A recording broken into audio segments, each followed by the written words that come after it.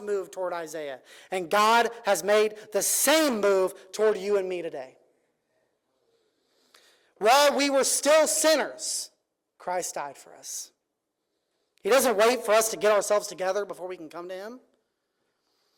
He comes to us in the midst of our brokenness and offers us his grace. When I was 21 years old and living a sinful life and mourning in a hospital because my mom was dying, God came to me.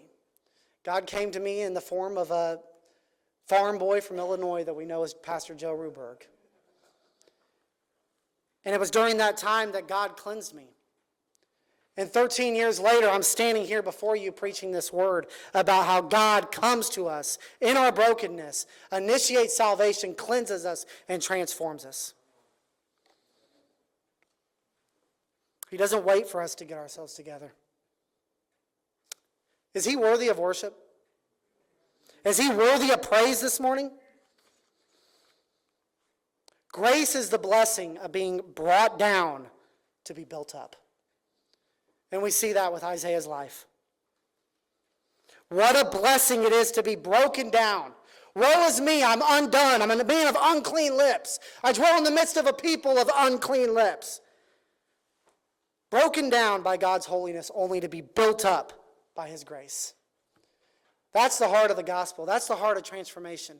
We get broken down in the realization, I am not like him. He is far too majestic. He is far too sovereign. His glory is too much. He's far too holy. Woe is me. But then he comes. Our cries don't end with woe is me. It's in the moment of our complete desperation that God's grace encounters us and transforms us. The coal that touched Isaiah's lips was not a painful experience that left him scared and marred. It was a healing touch. It was a purifying touch. It took away his iniquity and it purged his sin.